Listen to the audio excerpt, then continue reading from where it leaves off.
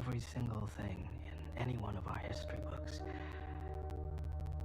happens in the last 10 seconds. The last 10 seconds of the last minute of the last day on the calendar. December 31st.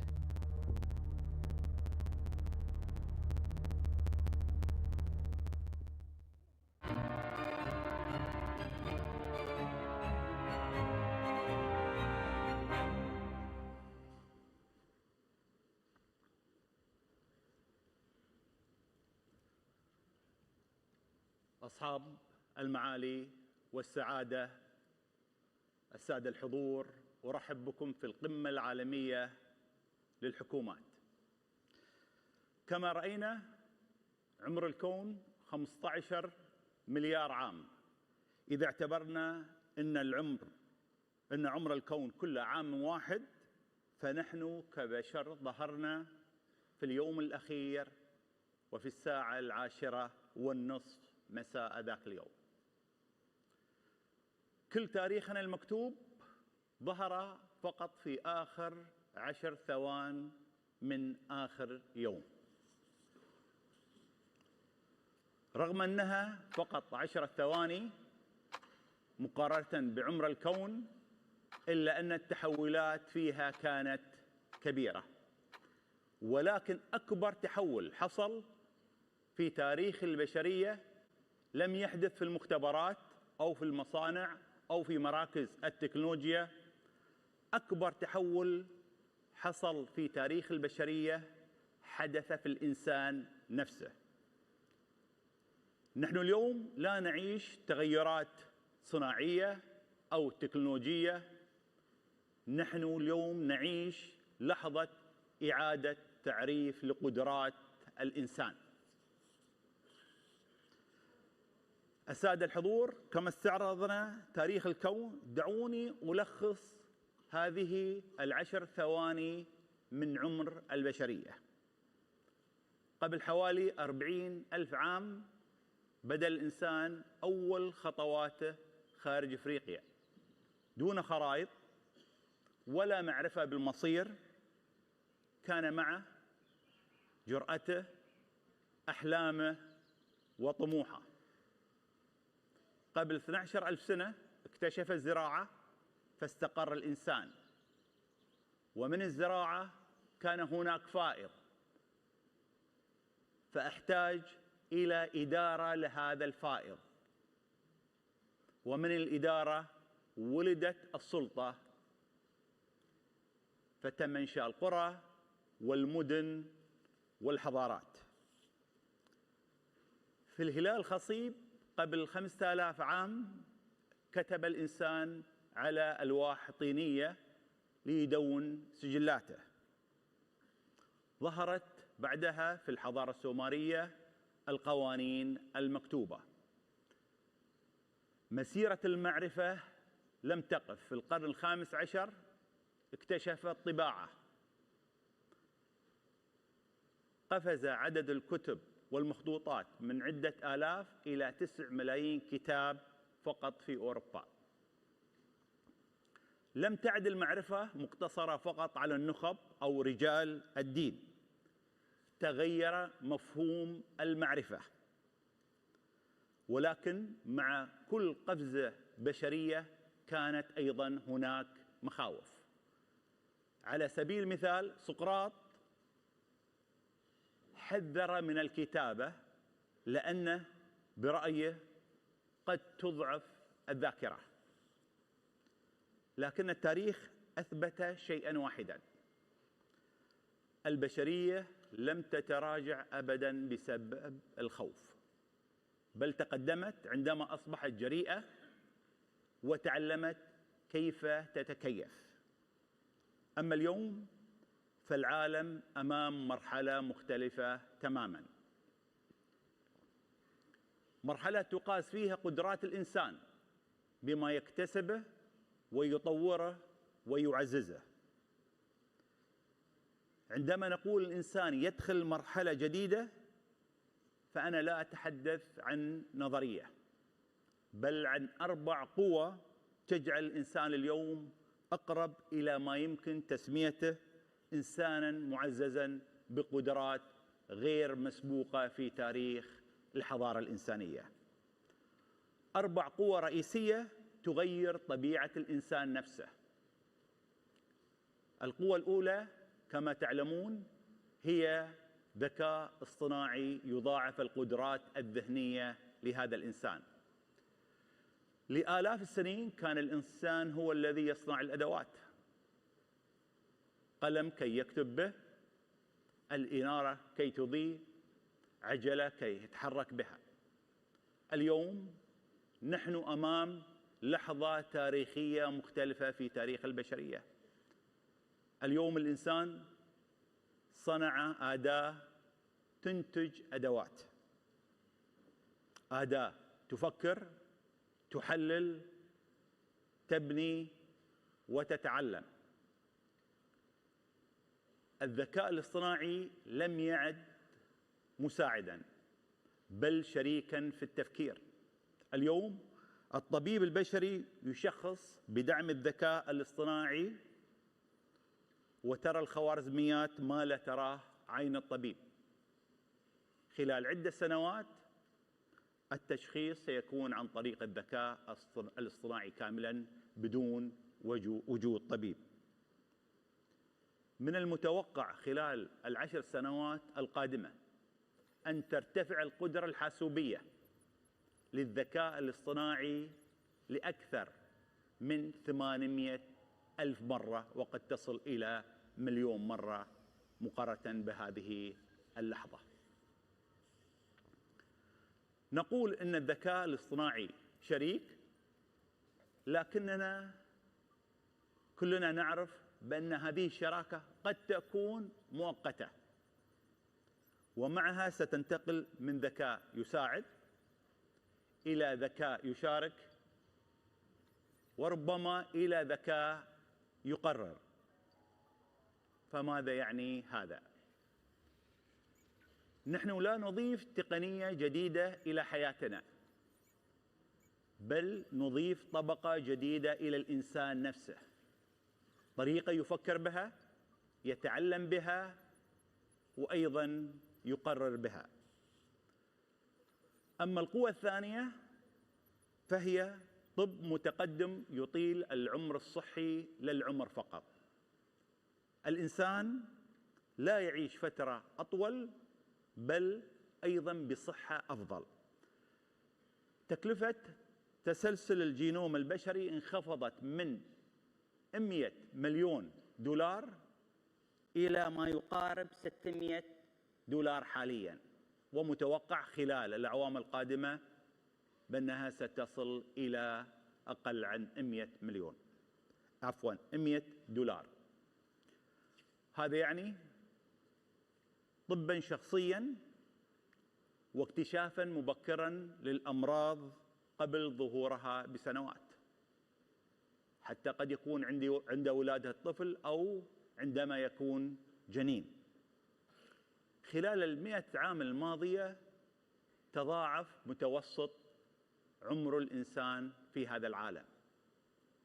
المتوقع أن يتضاعف أيضاً عمره خلال 100 عام القادمة.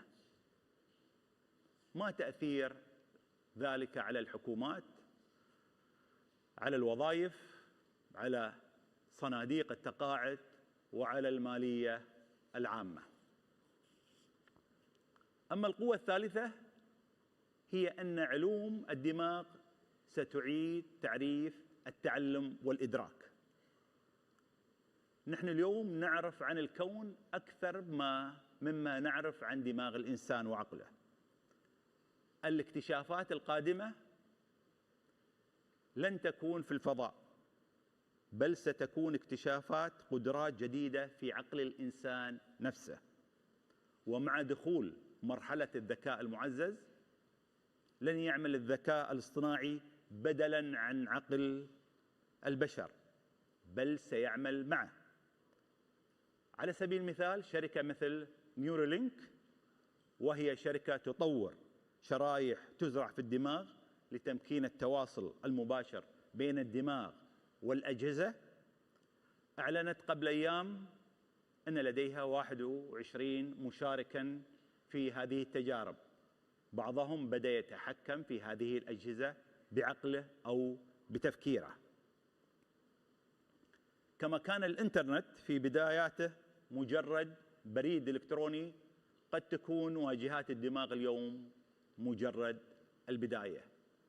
والسؤال: هل الاستثمار القادم سيكون في قدرات العقل البشري أم كما استثمرنا سابقاً في شبكات الاتصالات؟ القوة الرابعة هي بيئات رقمية توسع الوجود الإنساني نفسه. الإنسان انتقل كما ذكرنا في البداية من قرية صغيرة محيطة 50 شخص إلى عالم يتزاحم فيه الجميع على انتباهه، على وقته، وعلى مشاعر هذا الإنسان. الإنسان لم يعد مرتبطاً بمكان واحد أو وظيفة واحدة وأحياناً هوية واحدة. اليوم أكثر من 5 مليارات ونصف من البشر متصلين بشبكة الإنترنت.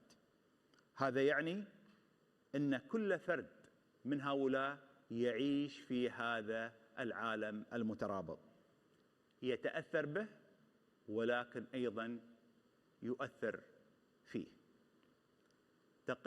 تغير إيقاع الحياة. تغير إيقاع الحياة،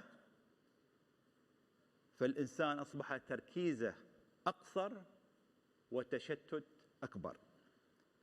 يتغير إحساسه بالهوية، لم يعش شخصاً واحداً بل نسخ متعددة على منصات مختلفة، فنرى الإنسان نفسه بشخصية مختلفة على انستغرام أو على إكس أو على لينكدين، وحتى أحياناً شخصاً واحداً بحسابات وهويات متعددة على نفس المنصة.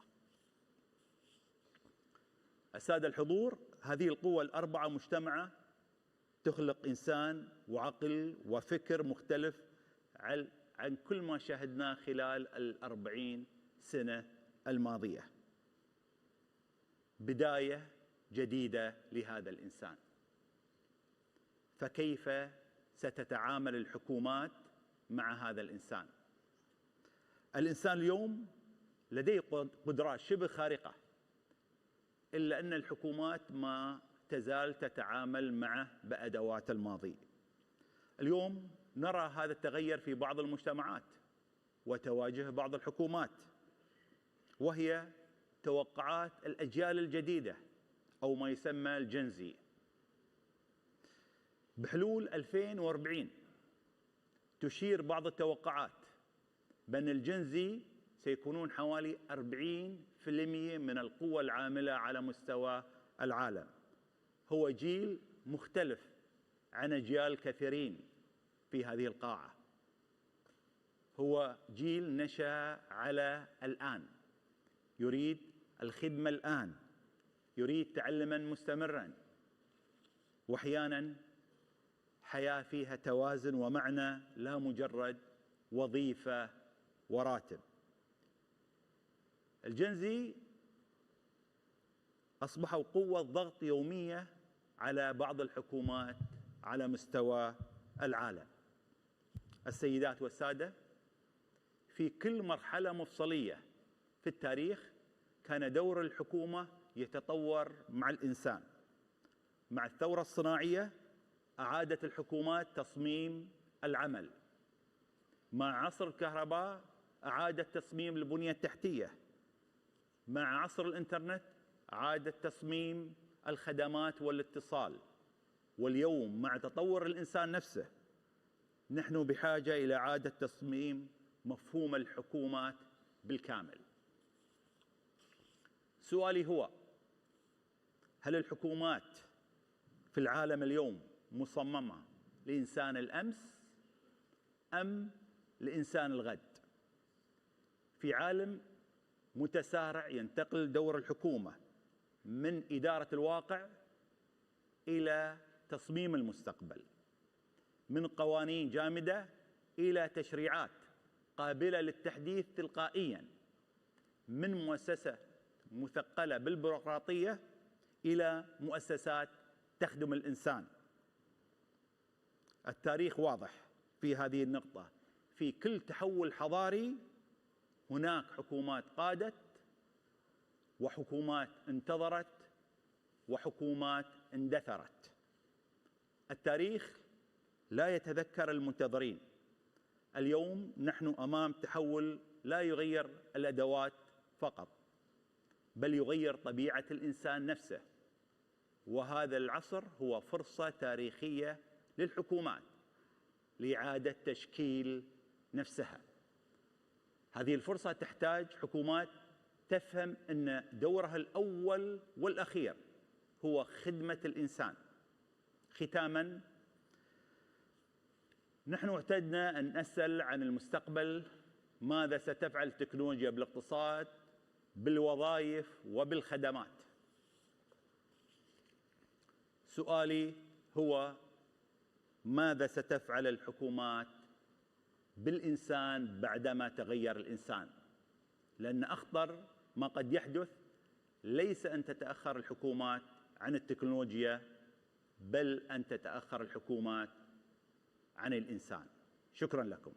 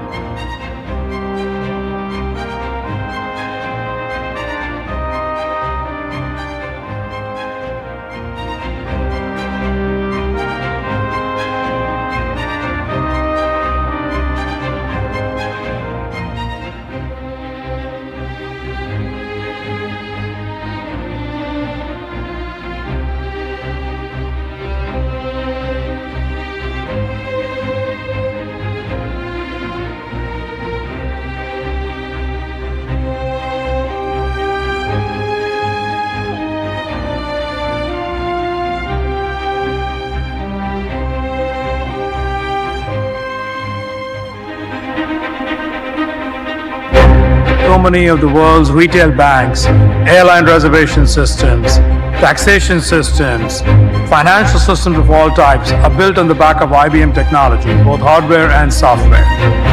We are not going to have enough skilled people on our planet, in any country.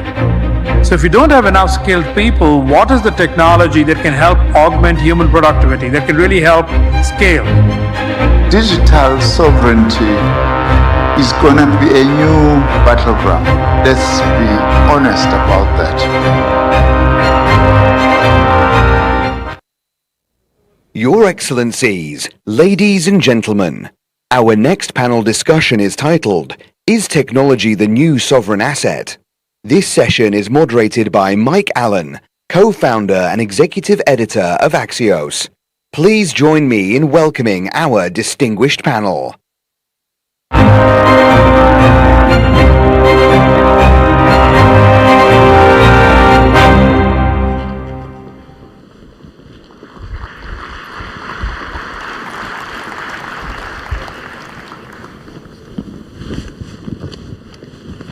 Good morning, and thank you to the World Government Summit for the hospitality, for the honor of being on your stage. You know it's going to be a great session when there's a very lively conversation in the green room, and we had a great kickoff conversation. I'm Mike Allen, co-founder of Axios, A-X-I-O-S. It means worthy in Greek. We're a media company based in Washington, D.C. We cover AI, national security, markets, startups, and we appreciate being here. Our guests to talk about technology as a new sovereign asset. And a spoiler, the answer to that question is yes. And we're going to unpack why technology now goes way beyond being an economic asset, but as a sovereign asset. As important as one of our guests today, Arvind, said, as defense or finance. Our guest today is Börje Ekholm, is president and CEO of Ericsson. Ericsson runs the mobile infrastructure for many of the enterprises in this room. Ericsson started 150 years ago at a small workshop in Stockholm, Sweden, and it's now one of the world's leading information technology companies. In January, Börje will celebrate 10 years as CEO. He has a master's in electrical engineering from Sweden, an MBA from France, and he lives in America's Rocky Mountains, Colorado. Arvind Krishna, chairman, president, and CEO of IBM. IBM was a very early supporter, longtime supporter of the summit. He's a business leader and a technologist who's really brought IBM, like a classic company, into emerging technologies, AI, cloud, quantum computing, which we'll talk about today, blockchain. One of the few people in the world that can say that they studied in India and Illinois, lives in the New York area. Welcome. And Arvind, you're going to kick us off. You had that provocative point that technology now is important to sovereign asset as defense. Tell us why technology matters as a sovereign asset. First, thank you for having me here. It's a pleasure to be back. I think 4 years in a row or maybe more, but I've lost count. Look, the current geopolitics in the world clearly state that defense is important. It helps preserve a nation, preserves the boundaries, preserves the security of its citizens. Finance is important because without liquidity and credit, it's very hard to invest in the infrastructure, in the companies, in all of the things that our citizens want. Technology is a force multiplier. Every nation has woken up to that technology can help amplify the impact of both of those and many other industries. So if you get a common amplifier, that means it becomes, technology becomes as or perhaps more important even than finance going forward. It doesn't replace. Finance has its own role, but the thing that will lead to the most economic growth, which is what I think most nations desire, can be driven by technology more than anything else. And then you need to make sure that nobody can cut it off, nobody can destroy it by, for example, cutting a fiber optic cable under the ocean. And that's when I say sovereignty, it's not exclusive, it's an and. You can use many things from other places, but you do need to run some that you have your control over fully. Now, Mr. Ekholm, you have a provocative perspective on this. You say that in a way, it's a misguided term. Yes, first of all, thank you for having me here. It's great to be here. I guess I'm the rookie on this panel, as it's my first time. But yes, I think sovereignty leads the mind the wrong way, because it actually says that we can be a bit independent. I actually think in technology we can't. Most countries on this planet will have an interdependence on other countries. Yes, I agree, you need to make sure it operates all the time, that it's resilient, that it actually has the performance, that you can trust it, but you have an interdependence on everyone else. So I would rather that we use interdependence as the normer, and think about what do I need to control in order to make it work. So take a practical example. The US. Yes, the US relies on Ericsson, for example, for the telecommunication part in the digital stack. Doesn't have a domestic vendor. So when you think about that, you actually have a dependence on countries. Europe depends on American technology to run almost all data centers, all operating systems, basically the full digital stack. Same thing here. We all depend on each other. So what you need to think about is, who do I trust to be my vendor? Who do I trust to be my partner? How do I build it up and ensure operational integrity? So using sovereignty sends us we can be independent, and I don't think so. Now, I love your point about trust. Let's unpack it. It's an issue for every institution in the world, including the great institutions and enterprises in this room. How does Ericsson work to develop trust? And how do you think trust applies to our topic today of tech sovereignty? Yeah, I think trust is fundamental. And it actually starts with the whole digital stack. How do I build up the full digital stack? You cannot, I think I would actually dare saying, you need to make sure for each country, and here Arvind and I are 100% aligned, technology is the key driver of prosperity in countries in the future. So can you depend on somebody else controlling your stack? No. So you need to make sure that you work with vendors you can trust, partners you can trust in building up that whole digital stack. And what we do is, of course, we work a lot on establishing that trust, which comes back to how we develop products, our standardization procedures, how we operate networks in the field, so our partners, our customers actually can trust us. Now, Arvind, this is a very timely conversation. 3 weeks ago, IBM debuted IBM Sovereign Core, a new software foundation for sovereignty. And the big idea of IBM Sovereign Core is that sovereignty today now extends way beyond where data lives. Do tell. Yeah.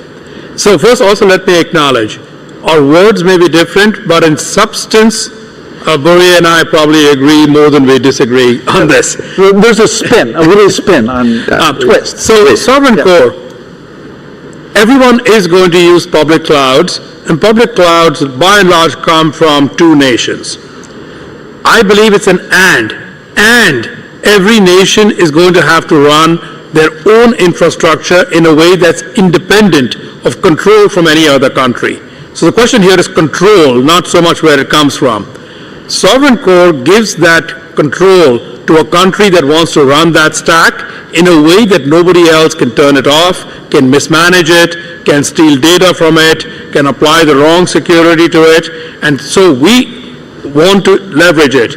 I would say, just building on the point that both Mike and Börje just made, we believe that trust gives us a license to operate. Without trust, none of our enterprise or government clients around the globe would accept using technology from us. But everyone in this room is a leader. Everyone here is an innovator. That's why you're here. A place that Ericsson is leading is 6G. And Ericsson is big on the next wave of mobile. Give us a sneak peek about 6G and what it will mean for our world. Yeah, first of all, I think it's fair to say that we need to first build out 5G, and actually 5G standalone, because that will provide the starting point for 6G. And to be honest, there are very few countries around the world with actually a solid built-out 5G standalone. UAE happened to be one with a very robust SA network. You have it in a couple of other countries, China, the US, India, etc., but very few others. That's the foundation. But then what will happen with 6G is that it will be fully intent-based. So we will start to look at each application and decide what type of connectivity will it need. So if you have, for example, augmented reality glasses, it will decide I need low latency and I need a high uplink. And the network will respond to that. So it will be fully AI native and AI controlled network. So it's really where we can start to talk about everything being connected. That is what's going to happen with 6G. So it will be a very strategic asset to think about and be involved in. So all governments needs actually to start thinking already now on spectrum to make sure that you free up the spectrum that's going to be needed for 6G. So don't wait, get involved and get engaged. Arvind, while we're on frontier technologies, you personally and IBM has been a leader in quantum technology. I'm going to ask you the world's shortest question. Science fiction, question mark, and when? Engineering, no longer science fiction, 2 to 3 years from now. So that takes you to 2029 for the world's first, I wouldn't say the ultimate, the first quantum computers that will give you incredible commercial advantages. And what are some examples of those advantages that our guests will relate to? I think there's 3 use cases that will be within scope of the first quantum computers and then more later. First is in the world of materials. Design better lubricants, design better anti-corrosive coatings, design small molecules that could help in pharmaceuticals, maybe to penetrate the blood-brain barrier. So that gives you a sense on the first. So it's in the world of materials because that is what quantum does down below. It does quantum chemistry. Second is in the world of finance. Better risk models, more real-time risk models, not depending on a week-old or a month-old simulations that have been done. And the third is going to be in the world of optimization, meaning can we design better routes? Could we help save a post office 5% of its fuel budget? Could we help cut down in logistics on the 30% of empty truck miles and empty containers that are there? Not fully, but a 5% savings is massive in terms of the global economy. Börje, a term that Ericsson uses that was exciting to me is limitless connectivity. Yeah. Do tell. We think of the future world, everything will literally be connected. Everything that can be connected will be connected. And not only that, we will start to add connectivity. So think about future AI models will rely on more sensor data. We'll have sensors everywhere. And when you start to put that together, you need a full connectivity fabric. And that's what we call limitless connectivity. Backstage, we had a conversation about domain-specific models. Tell us your belief about where the AI conversation and advantage competition will be going. I'll begin with the word and. Large models are going to be very useful, and small models are going to do the majority of the work. Within small models, you're going to need domain-specific models. What do we mean by domain-specific?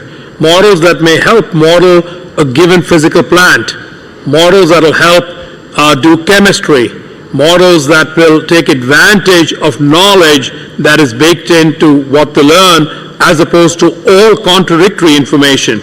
So the moment you enter, especially a physical world, the model needs to understand and be based around a model of the physical world. In the end, I think there'll be a half dozen very large models, and they serve a big purpose, especially in the consumer world, and there's going to be hundreds, maybe thousands of small models that help provide a huge value to different enterprises.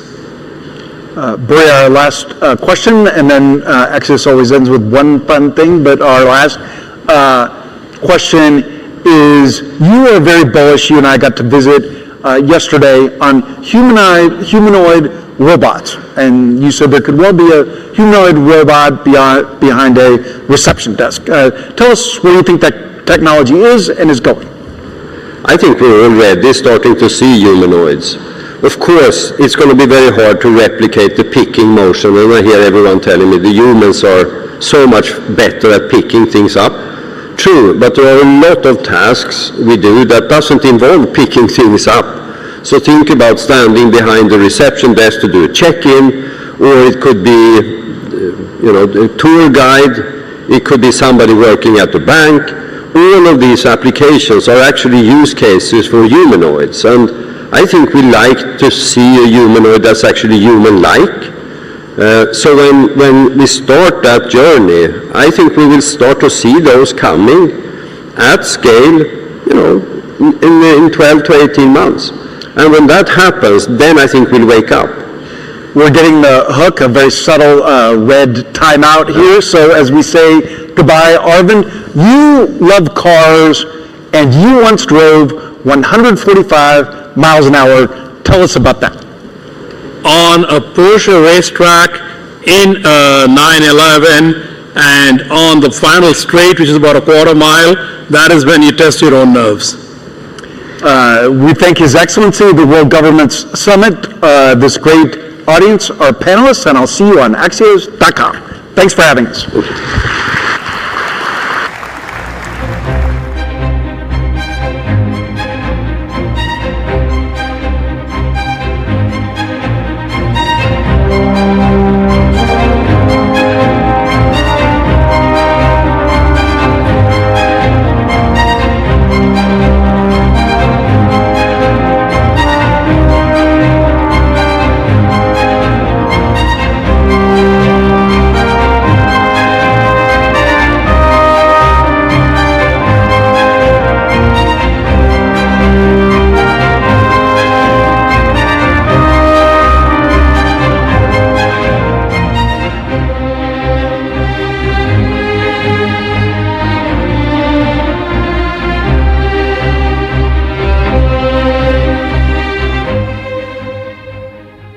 Ladies and gentlemen, our next session is a conversation with His Excellency Alar Karis, President of the Republic of Estonia.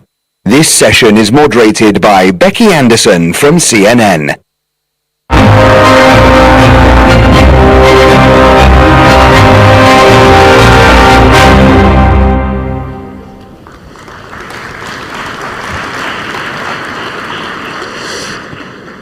A very good morning. Great to be helping kick off World Governments Summit. It's good to have you here. President Karis, a little warmer than at home? Yeah, thank you very much for a warm welcome, and it's literally, back home it was minus 30 degrees Celsius, and here it's plus 20, so it's 50 degrees difference, so makes a change, yes. Well, we're delighted that you're here, and you are uniquely positioned to address what are the critical issues of the intersection of AI and geopolitics. Estonia may be a small country, but it is one, if not the most advanced digital societies, one of the most advanced digital governments in the world. I just want to, before we get on to sort of the sort of nitty-gritty and a deep dive on AI and geopolitics, what are the key pillars that have successfully driven Estonia's technological integration? For us, it's like one of my ambassadors said, it's a cold coffee already. So we started in the 90s, and when we regained our independence, so we had to decide how to develop our small country. So either to copy somebody or do something differently. So and we basically started from scratch, and we decided that innovation is one of the key issues, and we realized that digitalization is one of this. And we started so-called Tiger Leap, which means that we provided all internet, all schools, all over Estonia. So every child, every teacher could have an access to internet, and this did make a change. And of course, as I said, we started from scratch, but we still had banks from Sweden. So, and we did trust these bank cards, these plastic things, with our digital number on. So it was very easy to switch from bank to digital ID.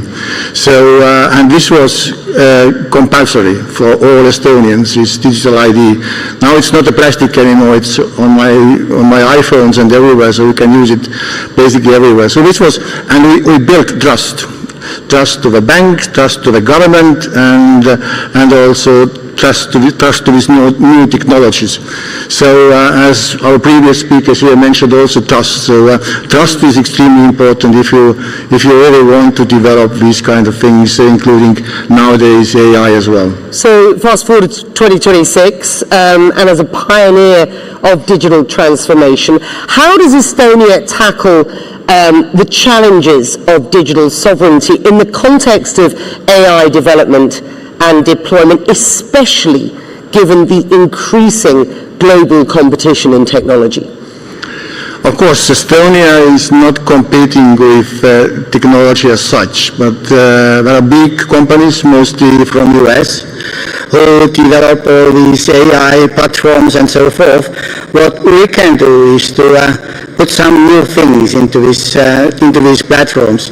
And what we did, we started with so-called AI leap, another leap. Mm-hmm. So that means to provide ChatGPT specifically made for Estonian schools.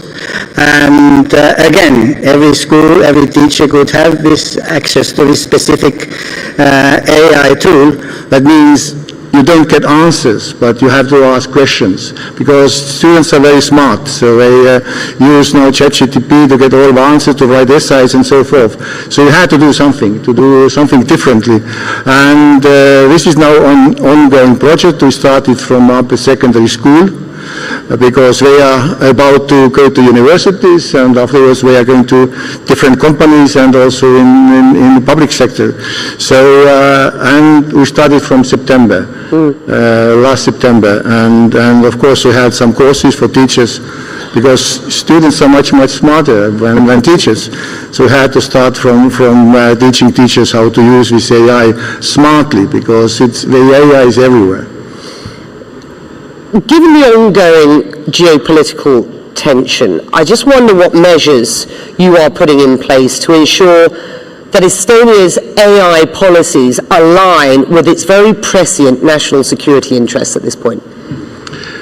Of course, legal issues are important, and geopolitics makes a role, of course. And we see also AI has been used not only to attack enemies or other countries or populations, but also how to defend. So as cybersecurity, which we already started this issue in 2007, when we had the first cyber attack. So we did develop cybersecurity in Estonia, and we also have a NATO cybersecurity center in Estonia.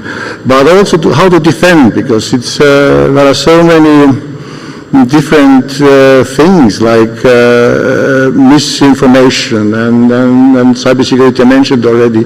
So AI is a very good tool to use it. I mean, if Russia was to test NATO at this point, Estonia as a key frontline state and former Soviet Republic is widely touted as a likely target, not least for cyber and intelligence disruption. And you have said that you have been victim of that over a series of attacks over the years. How big a threat is that to you at this point? I mean, cyber security or cyber attacks are everywhere these days. It's not only a neighboring country. Yes, we were the first, and we realized it's also part of modern war. So we had to defend ourselves. But we are next door to Russia, but doesn't mean that we are first to attack, because we are a member of NATO. We are also a member of the European Union. But the whole Europe, and not only Europe, is neighbor of Russia. So these modern missiles, they travel very far. I mean, from Russia to Lisbon, if you want. So we all have to defend ourselves, and that's why we also build defense, not only being a member of alliance, but we put 5% on defense these days and encourage also other European countries to do the same. We have trilateral, I don't want to talk geopolitics for a moment. Trilateral talks between Ukraine, Russia and the US are scheduled to resume this week in Abu Dhabi. You've been clear that Russia should have no say in Ukraine's future. President Zelensky himself blasting Europe in Davos a week or so ago for its collective failure to stand up to Russia, endlessly talking about what needs to be done without doing anything about it, he said. Is Europe, sir, stuck in a doom loop at this point? I mean, Europe has done a lot, but you have to realize that we have been a bit naive all these 30 or more years, and the Berlin Wall fell down. So we thought that everything, all the wars are over, and peace is present forever in Europe. That means we were not ready to this kind of war again. So we had to build up our defense. It takes some time, but I guess we do manage to do so. And of course, it's not only in Europe alone. So we should work also together with the US. So I don't think that Europe alone is able to defend. Of course we can, but I think the deterrence is more important than actual war. So we don't want to test this Article 5 for sure.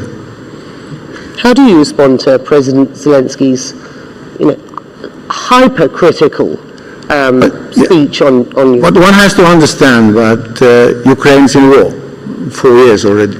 So of course, presidents are getting a bit nervous, and then they see that all the civilians are dying. So at the same time we have these peace talks, but at the same time we see that the missiles, they attack schools, hospitals, and civilians. So this is problem is a very weak word for that. So I have been to Ukraine several times. Actually, first time 2 days before it started in 2022. And a number of times afterwards. I've seen it myself.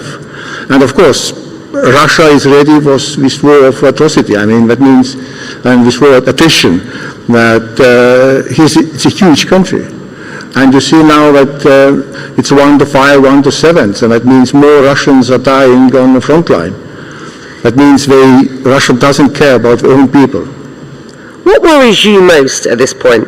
A frozen conflict, a bad deal, or a loss of Western resolve? They are all very important, to be honest, but I'm not afraid of anything. If we do our job properly in Europe and in the Western world, then again, I mean, there are so many conflicts in the world. It's not only Ukraine. I mean, there are more than 40 conflicts. So, of course, Ukraine is closer to us, but there is also Gaza, there is South Sudan, Yemen. So there are so many conflicts all around the world. And these conflicts do affect us, everybody. It's not that the war in Ukraine is only a local issue. It's not. It does affect also people here in Arabic countries and so forth. So we have to stop the war. I think Ukraine wants most this peace. And of course, these peace discussions are going on already more than a year. So, and it always said that we are very close, But it seems like Putin doesn't want this kind of peace. So he's extending, sitting behind the table. It's not a question whether Zelensky or President Trump is sitting behind the table. We need Putin. And we don't see that he wants to be at this very moment. So I want to ask you about the US president's position, because when a US president talks openly about taking control of Greenland, a NATO ally's territory, territorial concessions discussed between, or on the table, it seems, in potential peace talks between Russia and Ukraine. How damaging a message is that for the global order from your perspective? It's not a very good message, to be honest, but you see, after this threat that the US is going to take over Greenland, now we are sitting down and discussing how to protect Arctic from Russia and also from China. So why didn't we start first to sit behind the table and discuss the matter? Of course, European countries and not only European countries did stand up against this idea to take Greenland over. So now we are sitting and discussing. So hopefully there is a result after these discussions. And of course, Greenland issue is a matter of Greenland people. So they have to decide. Estonia, as I understand it, is analysing the feasibility of reducing its reliance on US tech companies such as Microsoft and Google and Amazon in public sector IT systems. And given your deep technological integration, your pioneering position in terms of digitization, what's the thinking behind that push? As a small country, first of all, we have a very open economy. We have a very open economy, and we want to diversify. It's not a question of US big companies, but in general, we are now with our IT companies. I think we are present in 150 countries. So it's quite a big number for a small country. So it is important, and using AI as well. And I know Estonian company is using only AI to have contracts between companies. So no person is involved, no lawyer is involved, because it's a standard procedure and AI can do that. So and these kind of things well, I guess we are very good at. I want to talk finally about AI governance, because you're good at this stuff. So I want to get your perception about what it is that Estonia can, or role Estonia can play in a sort of wider policy and implementation of a wider sort of global AI policy. The US is rolling out an AI governance policy with a strong focus on national security, on critical infrastructure, and on long-term risk.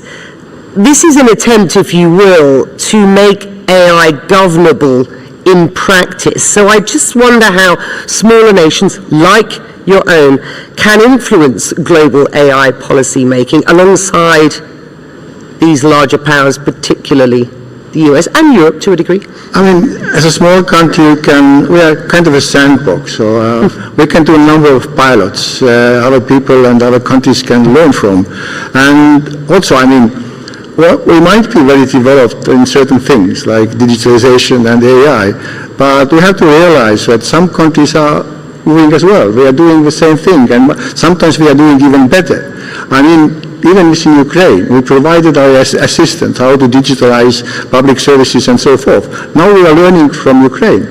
And it's the same, I know in this country, I mean, it's very digitalized and very, very developed in that sense. So it's not that us only. And of course, bigger you are, I mean, you might be slower in the very beginning, but later on you got resources, you got people, you got money, and you probably develop faster. That means we have to find something else to be first again. So we started by talking about the fact that you're uniquely positioned to address what are these critical issues at the intersection of AI and geopolitics. So I'm just going to leave this discussion with this final question. Optimistic or a sense of pessimism as we enter what is only the second month of 2026? I'm optimistic as far as AI and technology is concerned, because my background is molecular genetics and gene technology, so I've been there already. And I know technology has its limits and there are rules and regulations. And I always say in Estonia, at schools and universities, don't be afraid of uncertainty and unknown. So motivated to use and use it smartly. The same applies to AI. Well, the terms uncertainty and unknown are, I think, very apt as we move into 2026. It's been fantastic having you with me here on the stage at World Government Summit today. Thank you very much indeed. Thank you. It's my pleasure. Thank you.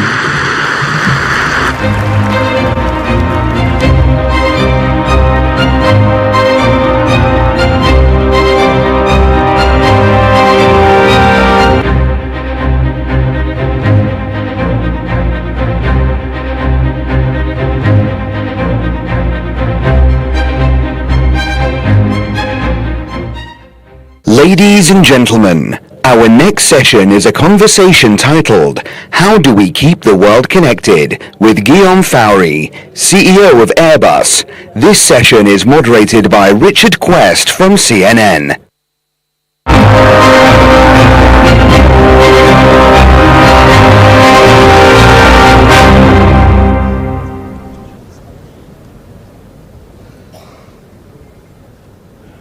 Good morning all. We have only 15 minutes, so there's no time for pleasantries, I'm afraid, but I know you'll forgive me for that. And in an internal letter, which was never meant to be published, but as you know, there's no such thing as an internal letter that doesn't get published. How many employees have you got? 160,000 employees. Right, so the moment you sent it to 160,000 employees, you knew it was going to be in the press. You said you exhorted Airbus for what solidarity and self-reliance for the company at a time of great difficulty for all companies, although you're doing very well at the moment. What did you mean by solidarity and self-reliance? Well, I think I mean when it comes to solidarity is working in a united way with a lot of collaboration in the company. The complexity of problems we have to solve requires involvement of a lot of functions and a lot of people, exchanging information, being very fast across the world. Most of the problems we have to solve are really global. So that's for solidarity. And self-reliance means, well, we have to expect the solution to come from us. Don't expect things to be solved by themselves. There's so much to be done. So that was the call for collaboration in the company. That's what I meant. But if you take the company Airbus, the core, I mean, you're doing remarkably well. The 320 range sells off the floor, pardon the pun, flies off the shelves. The 350 has been very successful. This is, if it's not exactly a golden age, it's not far off. It's probably a golden age when it comes to the demand. The traffic is going up, the need for new aircraft, more fuel efficient, more competitive is very strong. So we have a record backlog of aircraft to deliver, but it's a very difficult times when it comes to supply chain. We have 3 million parts on our planes, and we have to make sure that each and every of these 3 million parts arrives on quality, on time. If not, you can't build a plane. And that's what we've been suffering from in the last 5 to 6 years, trying to recover from the challenges of the pandemic in a world that has become much more complex for global business. Okay, let's do supply chain now then. Why has it been so difficult to rebuild the supply chain? Now, I know that during the pandemic, a lot of these highly qualified engineers or workers went off and did different things at the various suppliers, but they didn't all disappear. And you've had 5 years, or your suppliers have had 5 years to get them back and to rebuild their supply chain. Why is it, why? Well, Richard, you're using the word rebuild the supply chain. The supply chain was built over decades. Right, but where did they all go? Well, as you know, some companies really went to very low level of productions for 18 months, 2 years during the pandemic, and they let a lot of people go in an industry that remains very much driven by individual skills and experience. So it took a lot of time for some of those companies to rebuild their ability to manage supply chain, to produce at rate in the right level of quality. There was a lot of transfer of work around the planet given the challenges and the pressure on cost, and then inflation coming from the recent situation. So a lot of things changing in an industry that needs stability.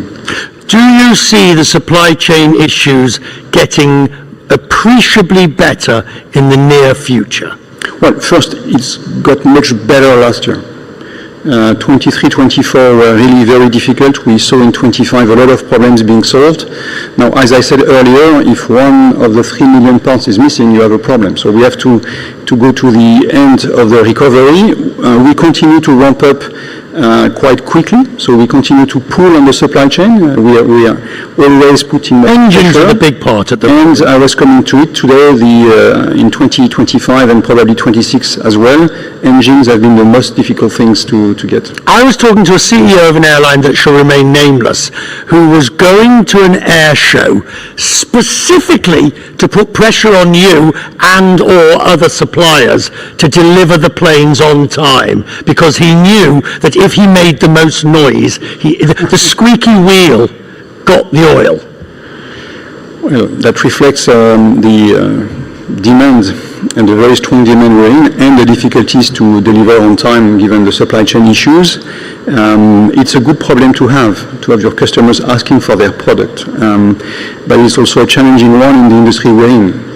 If we talk about global issues, because you said, I mean, the one thing about Airbus and your competitor Boeing is you get hit by global issues, trade, tariffs. What was interesting on the tariff dispute, and the current tariff dispute, is that after an initial skirmish over aircraft, and Delta flying its new planes around in Asia so it didn't have to pay the tariffs and this, that and the other, very quickly both sides agreed that planes were not going to be part of this punitive tariff regime, which speaks to the importance of aircraft. I was speaking about solidarity and unity and collaboration before. Tariff issue is really a problem that has been solved by speaking a lot, by collaborating both sides of the Atlantic. Actually, we're working in an aviation ecosystem that is very north transatlantic. The US industry depends a lot on the European industry and vice versa. So we quickly all came to the conclusions that tariffs were actually a lose-lose situation, and we've been able to make that point and have the tariffs back to zero. And I think that's better for the world, because there was indeed creating inflation, pressure, tension, and also additional reasons for delays in this industry, which is already under pressure. Do you think, because of the importance of aviation and the fact that you have these two giants, there is an element of mutually assured destruction if you start tariffing each other on planes, that it is sui generis? Yes, yes. Defence spending, we're rattling through it because I see we have little time. Defence spending and the ramp up in Europe, how will EADS benefit from that?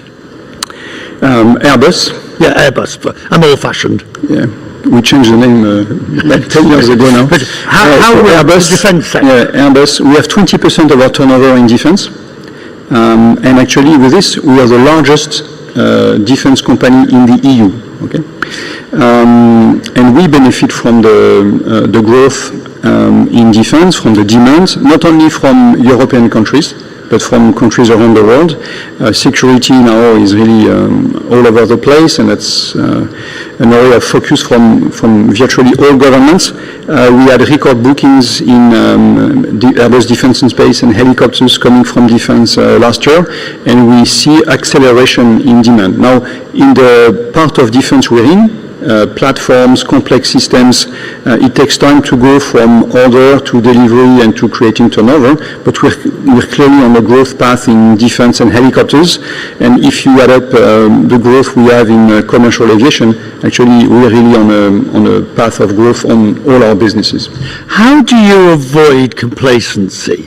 Because at Airbus Commercial on the civil side, you reached a target that when Airbus was created, one could never really have dreamt of. I mean, not just parity with Boeing, but beat Boeing on sales and research, etc., etc. How do you avoid, the company nearly slipped a couple of times, fasteners on wings and things like that, but you managed to pull it back. How do you avoid that complacency? Well, I think we have plenty of problems to solve that keep us humble.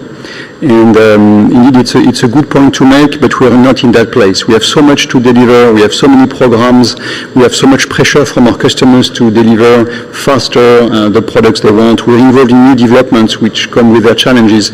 So, but that's also part of the job of the leadership of my job, to make sure that everybody keeps the head down and focusing on problems. We don't have time to be complacent. The next major civil project will be, I mean, you might stretch the 220 or you might do this and that, but the next really big project will be a new short haul replacement for the 320, correct? Yeah, that's correct. When will it fly? So we will have to replace an aircraft that is a blockbuster, the most successful commercial aircraft in history.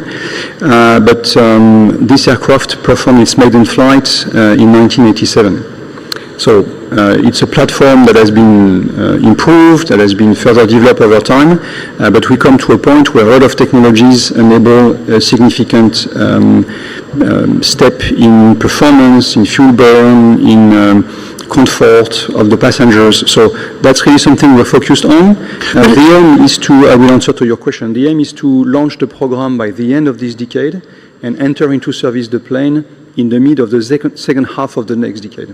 Right, but what will it do? Because at the end of the day, it's the same sort of numbers in terms of passengers that it will carry. So how do you get the benefits from a completely rebuilt aircraft without doing a 737 MAX, stretching it, changing bits and changing things? Because you're talking about going back to the basic, going back to the drawing board. No, basically we go to a new platform. So that's to the single aisle what the 350 has been for the wide bodies. It's a completely brand new platform designed from a blank sheet of paper, and you put all the technologies that you select for this platform. So you're not in the end of life of a product. On the contrary, you come to the beginning of life of a new one. Do you believe that product will be able to be funded entirely by Airbus and its own funds, or will you have to go to member governments for, I mean, back to self-reliance, I suppose? Will you be seeking development funds for that? Well, we are not at that point, and we are not in a situation where we need to find external fundings. The company can fund itself and is funding its own developments. Now we like to have risk-sharing partners in a development of that magnitude. And obviously, the most obvious risk-sharing partner or partners are the engine makers. They co-invest with us in the program, but we have other major suppliers, and we like as well to have the states having skin in the game in the way or the other. So we don't need funding, but we will be very happy to make sure that such a large project is not just the project of a company, but is the project of a large ecosystem. Finally, there's a couple of minutes left. There are the two majors. Then you have Embraer, and you have a few others, and you have this, that, and the other, and you have the Chinese. Do you see the Chinese manufacturers becoming real competitors globally to you and Boeing in our lifetime for third country sales? Well, this is their ambition. The 919 is certified in China, is flying in China. We've seen large orders from major Chinese airlines already, and the aircraft is under certification process with the EASA in Europe. So obviously that's the ambition of COMAC and China to come to the party of civil aviation products, of civil aircraft, and we are taking them serious. But that will, of course, the geopolitical difficulties will really hinder any prospects from them ever selling into the West. US, China, EU, China, but we'll never know, because if you just look at the latest EU-China trade deal, the UK-China trade deal, that could all change. Is that a concern? Not a concern. As we said before, no complacency. And there is so much demand that there is probably room for others, for other players. So COMAC is coming. COMAC as a product. They're very much depending on the Western supply chain. That's quite obvious, and it will take time for this to disappear. But the best way to be protected against an emerging competitor is to keep investing, to keep developing your products, and to stay ahead in terms of technology and offerings. Final question. Project Sunrise, the flight from London, New York to Sydney with the A350,000 with its extra, what do you call it? We call it the ULR. When will it fly? Project Sunrise. It will fly very soon. And in a few years, you will be able to fly with Qantas very, very long distances commercially. Will you be on it? Of course I will. Thank you very much indeed. Thank you, Richard. Thank you.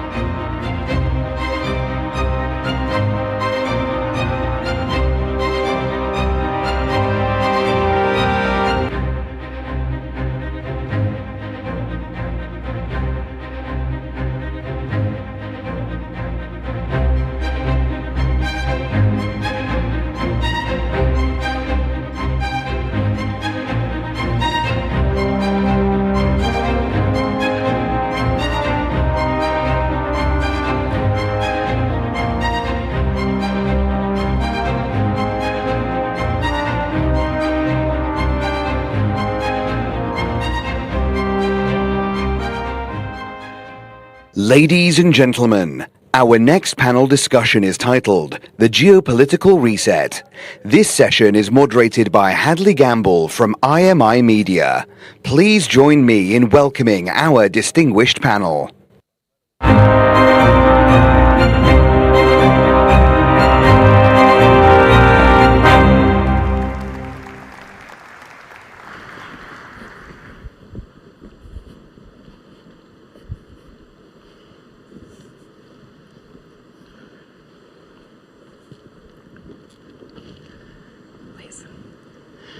Once again, good morning, everybody. My name is Hadley Gamble. I am the Chief International Anchor for IMI, and it is thrilled for me to be here at the World Government Summit and interviewing these three gentlemen. I'd like to introduce them briefly. America's 70th Secretary of State, Mike Pompeo. His Excellency Anwar Gargash, he's the diplomatic advisor, as you all know, to the President of UAE.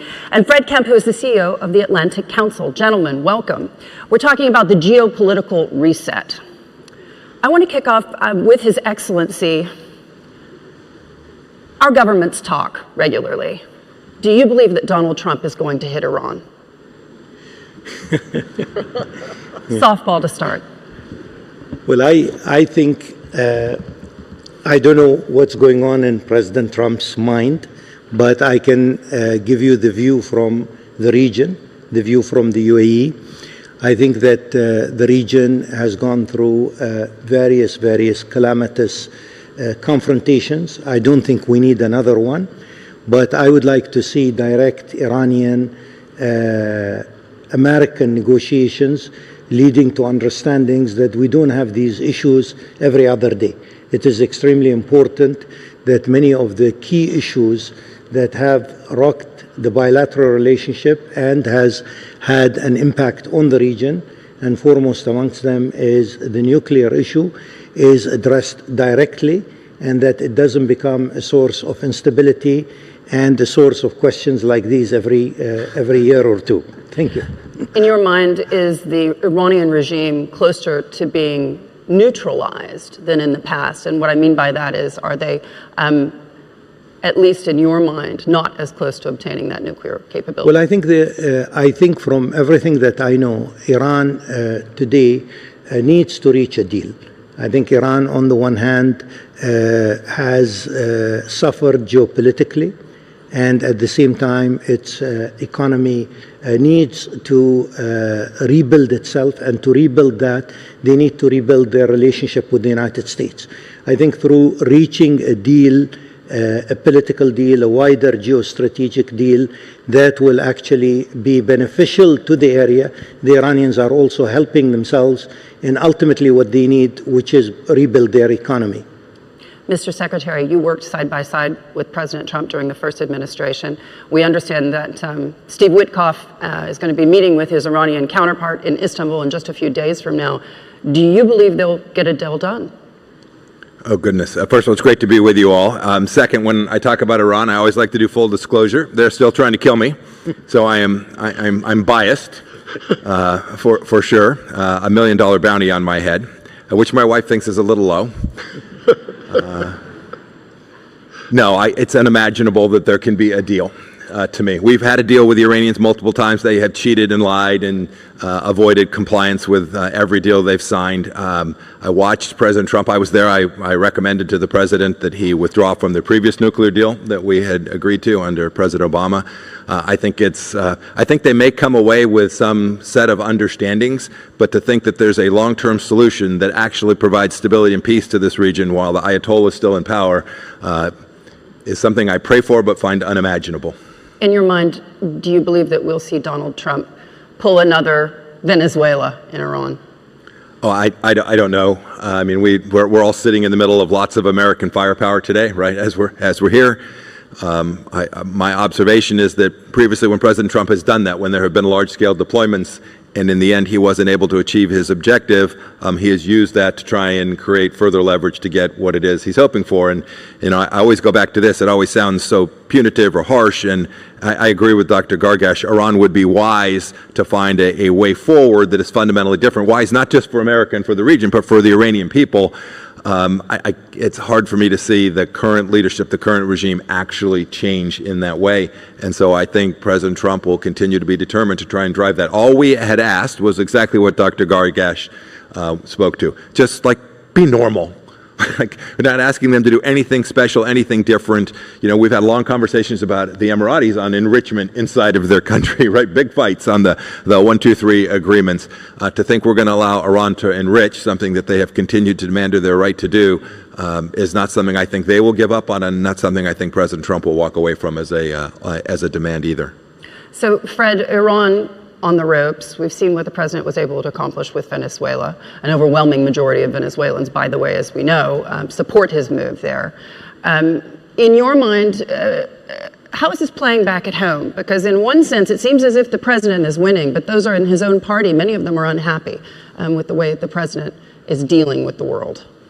So first on Iran, the regional spoiler is in deep trouble, and so the president is looking at a situation where Iran is naked in defense, has shown it can't really effectively hit Israel, number one. Number two, its proxies are down, the Hamas and Hezbollah, the Houthis less so, but also in trouble, so regional behavior is gone. Third, its economy is in really bad shape, terrible shape. And fourth, you have a president who understands that this is a moment in time where you can change Iranian behavior one way or the other. And I don't think he's going to leave Iran before he has a way to do that, whether it's through talks, or at least he's going to do it, through talks or through other means. And I understand their intelligence is pretty good about what's going on in Iran. In terms of how it plays at home, you know, whenever the president has a success, it's going to help him. On the other hand, his base is saying, well, look at our affordability problems, look at all the things you promised to do when you became president, and are you not focusing a little bit too much on international affairs? But the president sees that's where his legacy is going to be. And so he's made, he's brought NATO to a higher range of spending. Maduro is gone as leader of Venezuela. He talks himself about ending, 8 wars. He's looking at the Nobel Peace Prize. So if you're looking at the rest of your term, inflation up or down is not going to make your legacy, while foreign affairs is probably more likely to. So I think he stays on the track. So he's looking for the Nixon moment. Even though it will make his base unhappy, and we're going into midterm elections in November, where the Republicans are more than likely to lose the House of Representatives. Beyond Iran, Your Excellency, I have to ask you specifically about what we've been seeing over the last several months on social media channels and on traditional media channels as well, right here in the region, and that is a lot of anti-UAE rhetoric. When is this country going to fight back? Well, I think we have to sort of separate the noise from the reality. I think that if you look at a lot of the anti-UAE rhetoric, it's really a potpourri of different excuses for our regional role. It is our economic success. It is our program of diversity, and so on and so forth. I think the main thing is as I said, to separate the noise from reality. If you go a little bit step higher than social media, you don't see so much of that there. So a lot of these are bots, etc. Let me give you just a small example here. I was reading a message that said we were getting 45,000 hate tweets every day on the Sudan issue and on our position in Sudan. And suddenly Yemen was an issue, and suddenly the Sudan bots were reduced from 45,000 to 3,000 a day. So the whole group moved on to another file. I think the UAE will actually continue to be a trailblazer in the region. I think we will pursue economic policies that are quite ambitious. We will diversify. We will continue creating a very diversified society and economy. We understand also the world today is not only multilateral but also multipolar. We will try and make it more multilateral rather than multipolar by building friendships and by building networks, etc. I think we will also continue championing the issue of peace in the region through the Abrahamic Accords and others. And we will also continue in addressing also extremism, whether it's from the Muslim Brotherhood or others. Now, if you have a program like that, ambitious and forward-looking, then expect a lot of criticism. So you either do the right thing, or you can, dig a hole and stay in your hole. So we will not dig a hole and stay in the hole. We'll do the right thing. Mr. Secretary, we've seen U.S. President Donald Trump catching a lot of flack from European leaders in the last couple of weeks at Davos. Opinions were divided. If you were at the USA House, people were extremely proud of the U.S., and I think elsewhere people were looking askance, perhaps. During the first administration, I was there at the NATO meeting when President Trump essentially said to NATO leaders, you're not spending enough, and you're in deep trouble when it comes to energy security. I was there too. You were there too. Yeah. In your mind, is this what the president's looking for? A reset with Europe that forces them to confront their own reality? I think you have to place this in context of his vision, right, for how he thinks about security and deterrence, right? He stares at the problem in Europe and says something that just annoys the hell out of the Europeans, for sure, right? He says, truth? What he says is, hey, Vladimir Putin didn't invade Europe on my watch. He invaded under President Obama. He took Crimea, and then he didn't for 4 years, and then he went back at it again when I left. And you can say it's good luck. I've had people tell me it was, my Christian faith. But in the end, it was a deterrence model that I think worked. And he stares at Europe and says, get your act together. Not only spend more of your money on things related to security, right? We talk about 2% or 5% of GDP. That's great. But the most important thing, and Dr. Gargash, you hit on this, the most important thing is continuing to move our economies forward. That's, in the end, how you really get peace, is to have a growing economy. And Europe has demonstrated a consistent inability to achieve that. And he is trying to drive them to say, you can run a social welfare state But if you're going to turn to the United States to bail you out of those decisions about how you run your own government, those days are behind us. And I don't think it means a break with Europe. I don't think it means that the transatlantic alliance is lost. I think that's the CNN, BBC narrative. I think the reality is he's trying to convince them that the world has moved past those models of governance, that you need to take responsibility for security for your own nation. And when you do, we will continue to work with all of our friends, our Emirati friends, our friends in Europe, to deliver the very peace and security that is driven by a deterrence model that demonstrates a fundamental resolve and seriousness about your own nation's security in a way that Europeans I guess I was a young soldier 40 years ago. For 40 years have failed to do. Your Excellency, a few years ago, when President Putin invaded Ukraine, many across the world considered Vladimir Putin to be the greatest threat to global stability. Today, if you speak to many on the American left and many in Europe and many around the world, they'd say Donald Trump is the greatest threat to international stability. In your mind, what is the greatest threat to stability today, globally?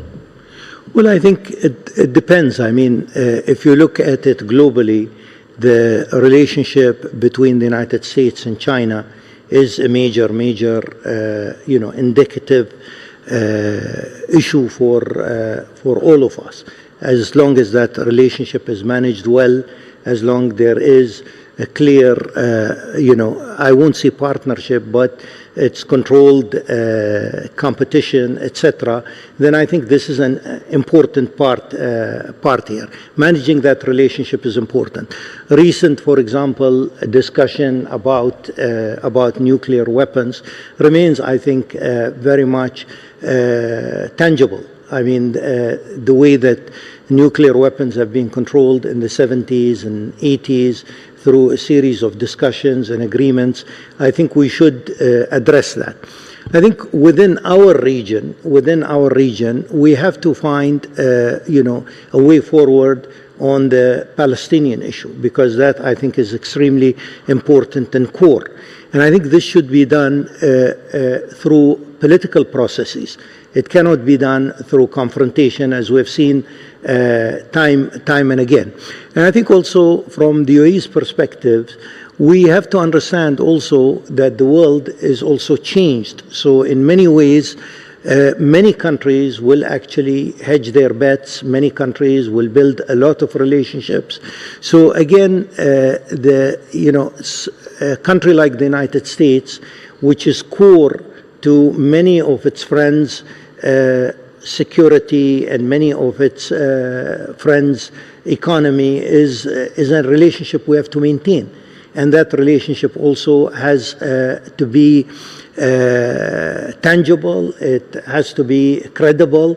So a lot of things, I think, in the question that you asked. Sir, I have to ask you, just a few days ago, there was a rumor circulating that the UAE would do civilian administration in Gaza. And I just wanted to ask you, is that something that's on the table and being discussed? No, well, we've come out with a refutation of that. So it's not true, but we will be very much engaged. We were the major donor, really, to humanitarian donor to Gaza during 2 years of difficult period. We put about 45% of all aid to Gaza. So we will continue. But again, we don't have what I would call a UAE agenda in Gaza. We have to work with the Palestinians. We have to work with the Egyptians, the Israelis, the Jordanians, and of course, an American leadership is key, really, for achieving a sort of, I won't say sustainable solution at this time, but moving on with the part 2 of President Trump's plan, and hopefully looking at a brighter landscape following that. Turkey's foreign minister just a few days ago told me that Turkey would consider putting boots on the ground in Gaza. Does that worry you? Well, again, in my opinion, this needs the agreement of various parties. So I would see that this is still hypothetical, because, any country can come and say, I will do this or do that. But ultimately, you have to have agreement, because consensus. you have to have consensus, because you want those boots actually to be part of a bigger orchestra. You don't want it to be a sort of lone player. And I think this is what we need to do. We all need to work together in Gaza in order to come out from an aftermath that has been a total disaster, and recognize also that the way forward is political and the way forward is addressing Palestinian statehood and Israeli security at the same time. Mr. Secretary, I have to ask you specifically about Syria. This is an administration that seems to have put all its eggs in President al-Shara's basket. Is that a good idea? Oh, goodness. Well, he's the leader there today, and so we root for leaders to do well and to stamp out the Muslim Brotherhood and extremists, and to allow Kurds and Druze and Christians and Muslims in Syria to live their lives and to be tolerant. But you've been critical. I wrote a piece. I bet what I am is distrust and verify. Right? I've known of Mr. Shar for a long time. When I was a CI director, it's no mistake, right? We had a $10 million bounty on his head.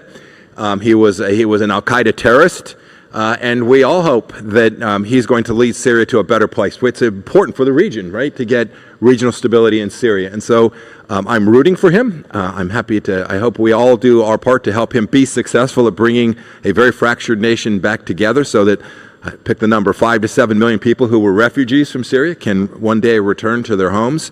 But it's a very difficult task for anyone, and someone with the history that he has, I think makes it even more complicated for him to be successful. But he's the leader today, and we all should hope that he's able to pull off what it is he has stated his intentions are. And just to wrap us up, Fred, if we're all here living in hope, in your mind, does President Trump have any shot at the midterms, or is this going to be a total wash for the Republicans?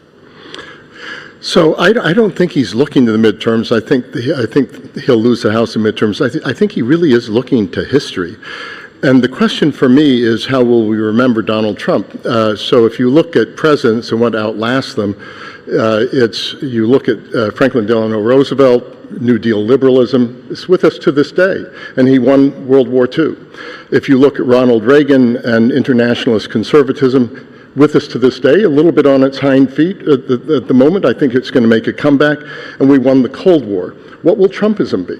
Is it going to be institutionalized and structured, and then it could be a little bit more lasting, and some of its aspects could be more lasting, or is it going to be personalized and improvisational?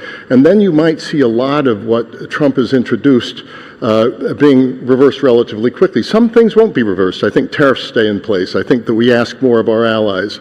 I think we're going to want to spend less on defense for the Middle East and Europe and look more at China. But I think the next 2 years are really going to be about what is his historic legacy going to be, and I think it's uncertain.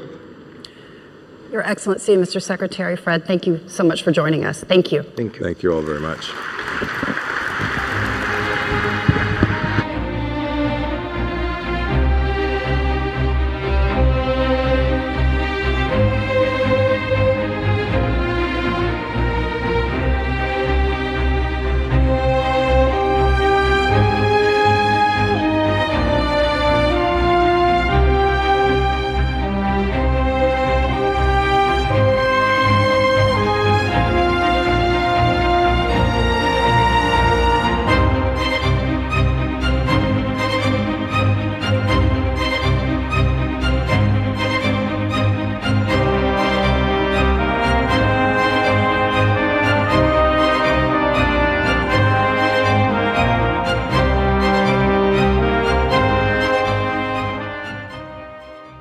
الحضور الكريم، ستبدأ الجلسة التالية بعد قليل. نرجو من حضراتكم البقاء في أماكنكم. Distinguished guests, the next session will begin shortly. We kindly ask you to remain seated.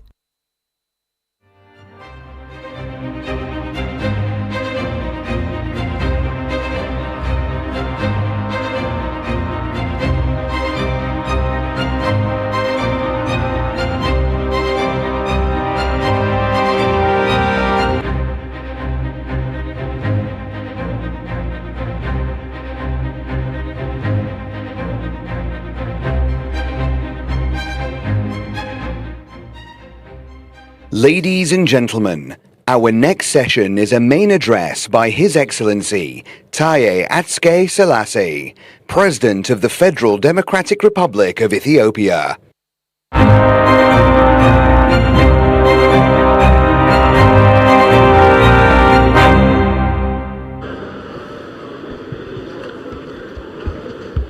A very good morning. I know my time is counting and would highly appreciate it if you can stop it. Your Highness, Your Excellencies, Head of State and Government, Excellencies, distinguished guests, ladies and gentlemen, we are deeply grateful to His Highness Sheikh Mohammed bin Zayed, President of the United Arab Emirates, and His Highness Sheikh Mohammed bin Rashid Al Maktoum, Vice President and Prime Minister of UAE, for the kind invitation to address this important gathering where world and thought leaders assemble to deliberate on the trials and hopes of our time. It is my distinct honor to address the World Government Summit on matters that are pertinent not only Ethiopia, but also the future of the African continent. Geopolitical power is shifting, and the conventional trust on multilateral system is fast eroding, triggering a state of uncertainty. For the Global South, and particularly for Africa, this is a period of defining moment of self-introspection. While disruptive change challenges the old order, innovation in renewable and sustainable energy, artificial intelligence, and digital finance are providing us with the tools to leapfrog decades of developmental hurdles. For Africa, this changing environment is a clarion call. We don't see ourselves as a mere observers for global change, but as architects of our future and our destiny. Today, inter-Africa trade is ready to transformative shift through the critical implementation of the African Continental Free Trade Area. With its full implementation, we would be consolidating a market of 1.3 billion people with a collective GDP exceeding $3.4 trillion US. This is more than an economic pact. It is one of the flagship initiatives of the African Union's Agenda 2063 that forge a strategic framework for inclusive and sustainable socio-economic development. The Africa Continental Free Trade Area mechanism builds regional production networks by eliminating 90% of tariff barriers. Excellencies, as Africa's economic future is being shaped by integration and cross-border connectivity, success stories are emerging in the continent. The North-South corridor connecting Dar es Salaam to the copper belts of Africa, the Central Corridor linking the Great Lakes region to the seacoast, Lapset Corridor connecting Kenya, South Sudan, and Ethiopia, and the recently inked multi-million-dollar project connecting Ethiopia with South Sudan remain pillars of African connectivity strategy. These routes are not just asphalt and railways, they are the veins and arteries of regional cooperation. To boost its own and Africa's industrial upgrade, Ethiopia is focusing on three strategic pillars. The first one is Ethiopia's strong belief in energy as a regional catalyst. With the full operation of the Grand Ethiopian Renaissance Dam, which is built by Ethiopia's own resource, unlike some claim, we are now generating over 6,000 megawatts of clean power. This is part of our Pan-African connectivity plan. The second one is Ethiopia's right path towards food self-sufficiency. We have transformed from a wheat importer to Africa's largest wheat producer through heat-resistant varieties and strategic irrigation. Last year, our coffee production reached 640,000 tons of coffee. We have planted 8.5 billion seedlings of high-quality coffee, of premier coffee quality, to be available to the world. It may be our little contribution for everyone to start the day with a good spirit of the premium coffee. The third one is to further expand Africa's air connectivity. Ethiopia is currently constructing a $12.5 billion US international airport with a capacity of 110 million passengers and over 3 million tons of cargo per year.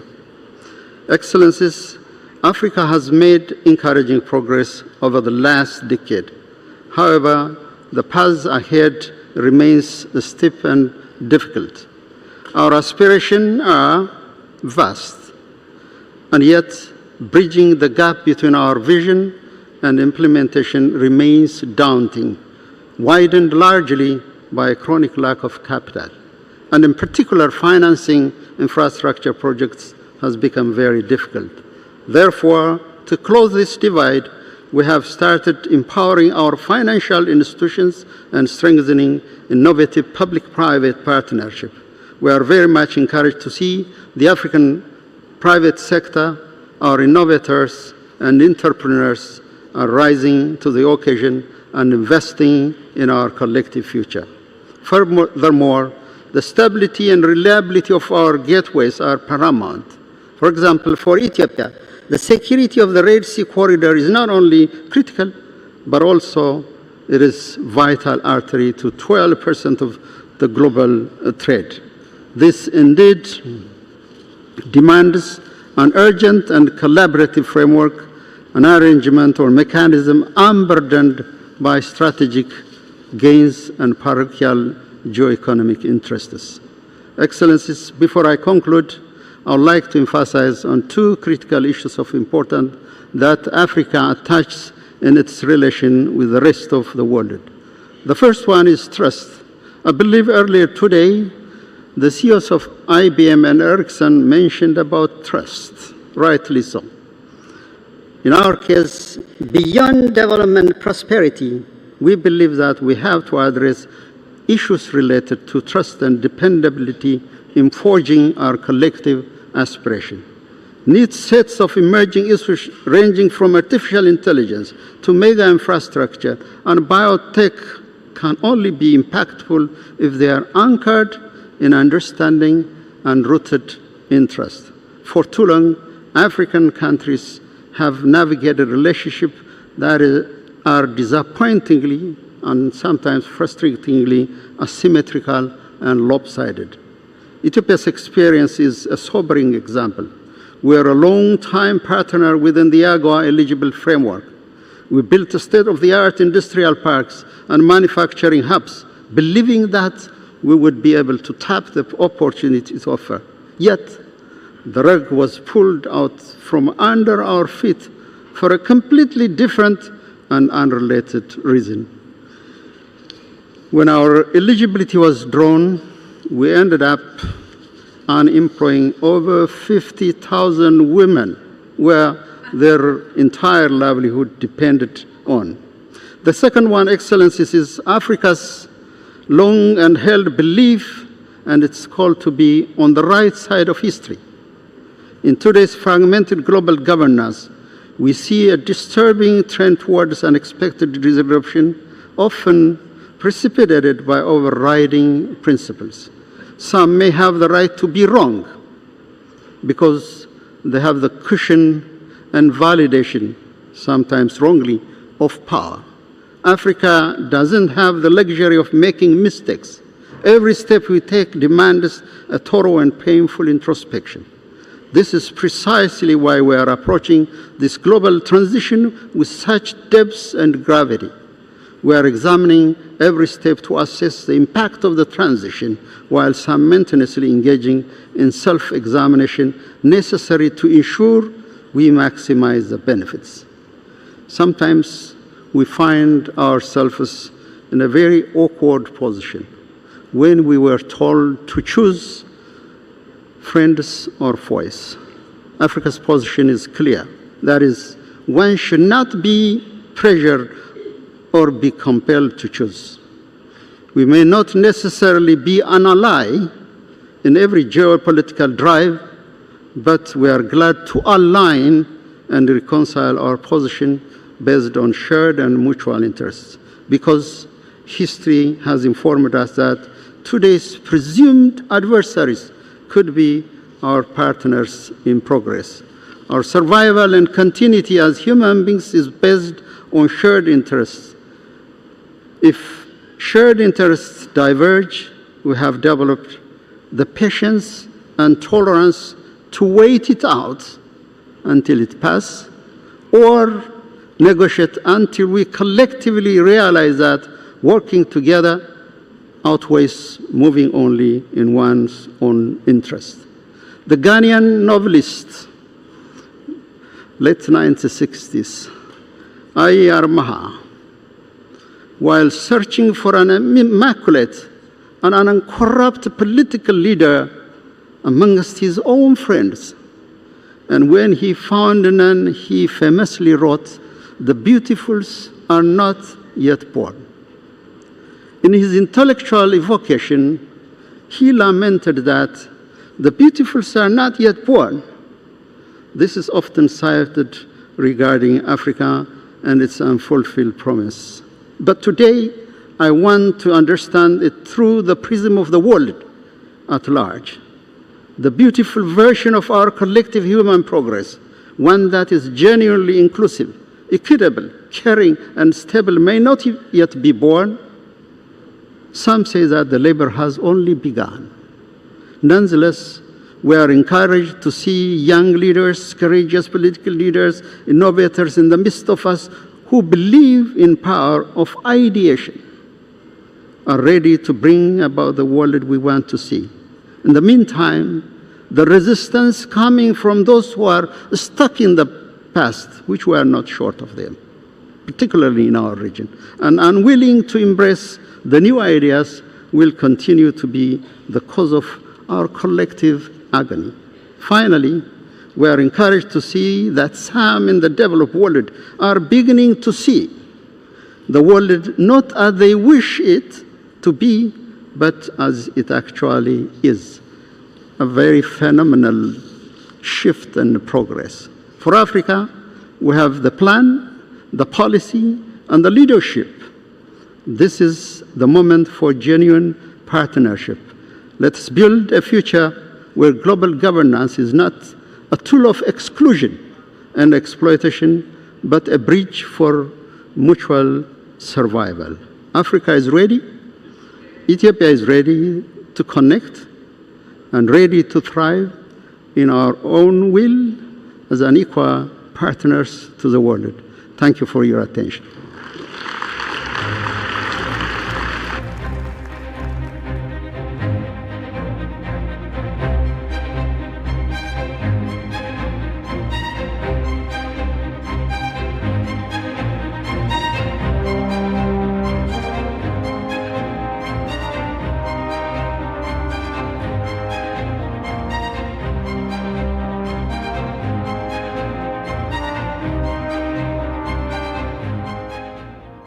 Ladies and gentlemen, our next session is a conversation titled, "Is Growth a Policy Choice or an Investment Decision?" with His Excellency Makhtar Diop, Managing Director of the International Finance Corporation. This session is moderated by Hadley Gamble from IMI Media.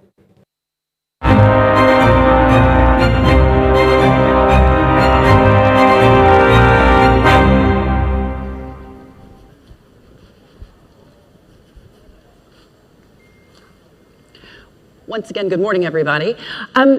So some interesting conversations already this morning. One of the things that I picked up from my panel a little bit earlier was Fred Kemp's suggestion that President Trump, following his departure perhaps from office, that's still slightly uncertain as we know, that tariffs won't be something that gets rolled back. And given our conversation this morning, I just went to get your assessment of, there's always the moniker essentially that you can't tax your way to growth. In your mind, can you tariff your way to growth? Let me talk about what is important for investors and what takes country to growth. One of them is certainty. So uncertainty is always something that is difficult to manage for policymakers and for investors. So we've been focusing our work as a World Bank Group to try to reduce the level of uncertainty for investors, particularly when it comes to emerging markets. And what we are doing is that we are trying to work on reform, which are sustainable reform, but also to push countries to stay the course, because it's easier to be able to respond to short-term decision, to short-term impact. And I think that we need to have that conversation around tariff, around that. What is a long-term decision? What is a short-term decision? And how countries can stick to the fundamental of their policies, which is to have good macroeconomic situation and have a rule of law and an environment which is good. For emerging market, what we have been doing is we had put together what you call the private sector investment lab, where CEOs of the most investors and funds sat around the table and told us a little bit what was the condition under which they could invest in emerging market. It's interesting to hear what they were saying. What came out from it is that they want guarantees. Secondly, they want predictability in policy. Local currency came out very strongly, and help of an institution, we can help them navigate the complexity sometimes of some of the dialogue with government. And it's a little bit the way we've been organizing our work lately, by focusing really very much on that long-term vision that country can have, building the buffer which allows you to have the resilience when there are shocks like the coronavirus, but also to think about the implementation of it, because one of the challenges in the emerging market is that often on paper laws are telling you one thing, but in practice when you talk to the investors, they tell you that things are moving in a different direction. Lastly, to better use our balance sheet to de-risk investment. When investors are going in geographies that they don't know, the first thing that they're interested in knowing is that if things go differently, will I have a guarantee? Sideways, will I have a guarantee? Will I have been covered? And we have really put a lot of efforts now with the unified platform guarantees that we put in the World Bank Group and MIGA to do that. Secondly, we are taking more and more risk on our balance sheet. Now we are taking more and more junior positions, and we are trying to help countries with de-risking also with some grant money that we make available. So these kind of things that we are doing to navigate that situation. You're used to looking at emerging markets and developing markets. What advice do you have for developed markets when it comes to de-risking the Trump administration? Because a lot of people are concerned about, as you were saying, policy changes, what that means for their business, what that means for investment.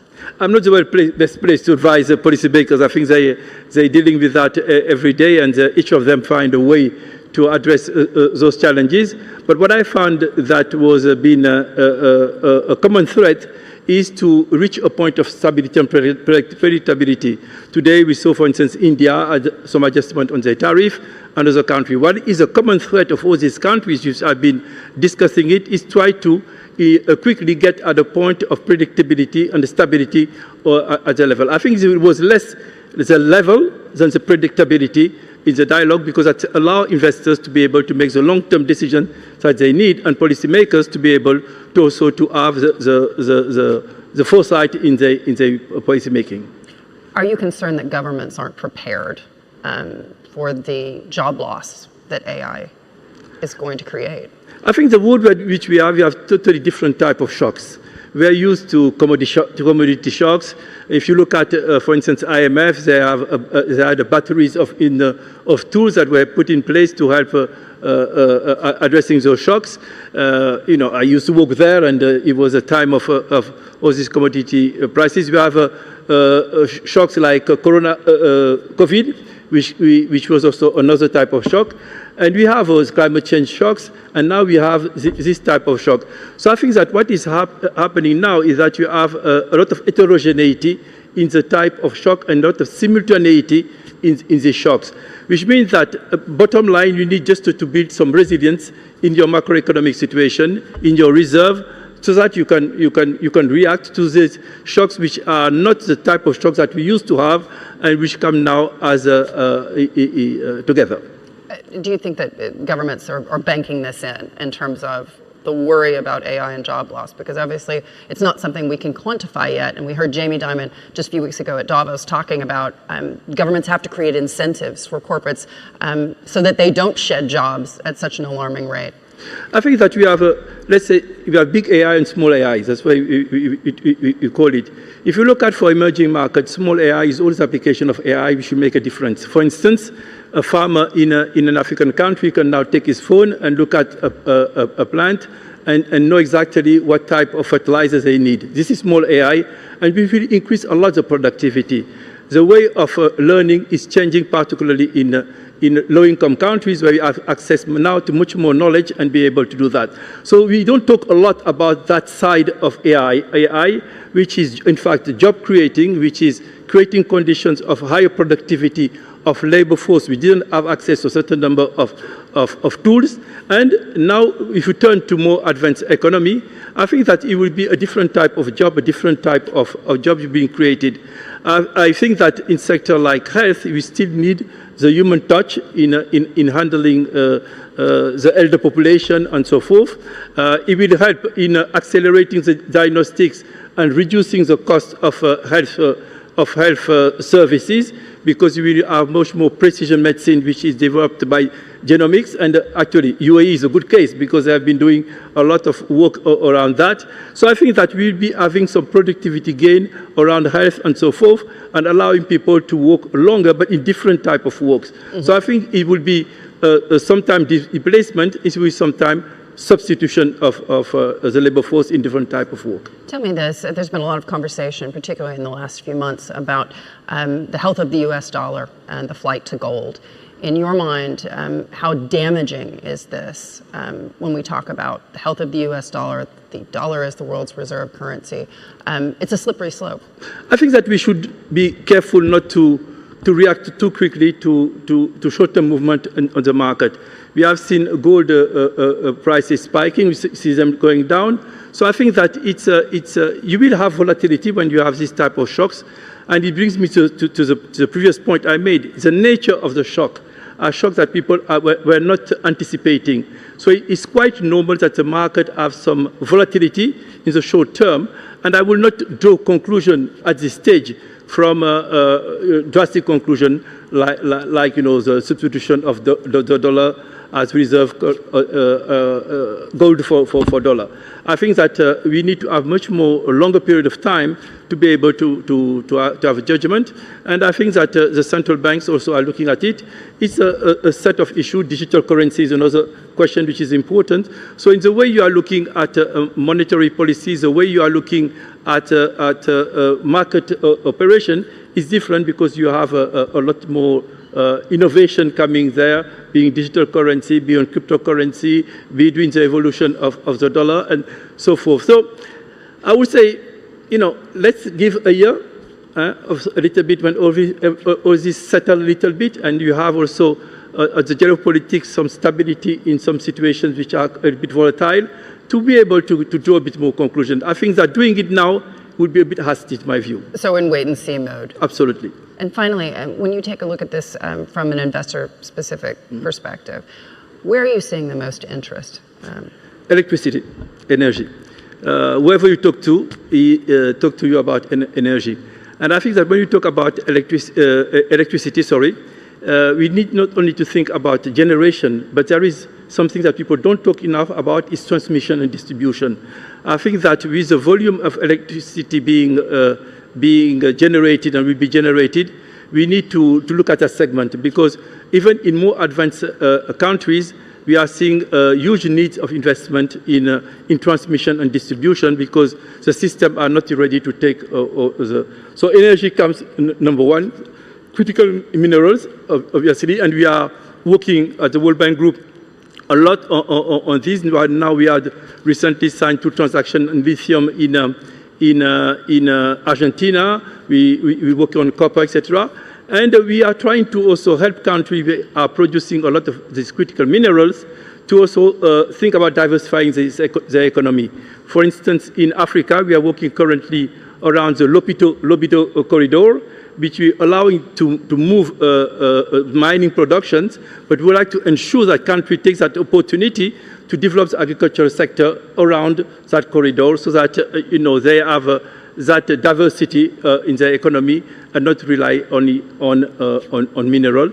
And lastly, working with country about having a primary transformation of these mineral when the conditions are met. And what's the greatest danger there, that the infrastructure just isn't in place to take full advantage? You need infrastructure, but you need policy.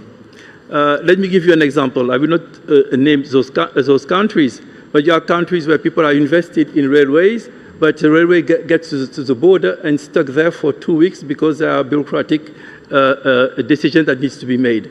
So as much as we emphasize and talk about logistics, about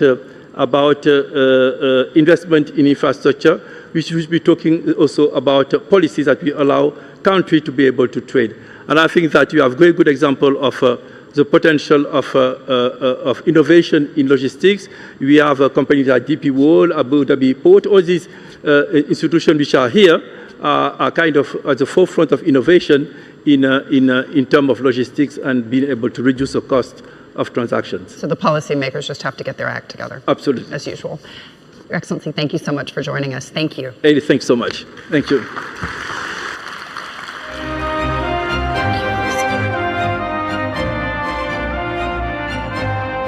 الحضور الكريم، نستكمل باقي الجلسات في هذه القاعة ظهر هذا اليوم. إلى ذلك الحين يمكنكم حضور الجلسات الأخرى المنعقدة بالتوازي في القاعات المخصصة لها. شكرا لكم. Ladies and gentlemen, we will resume our sessions in this hall this afternoon. In the meantime, you may attend other breakout sessions taking place at the dedicated halls. Thank you.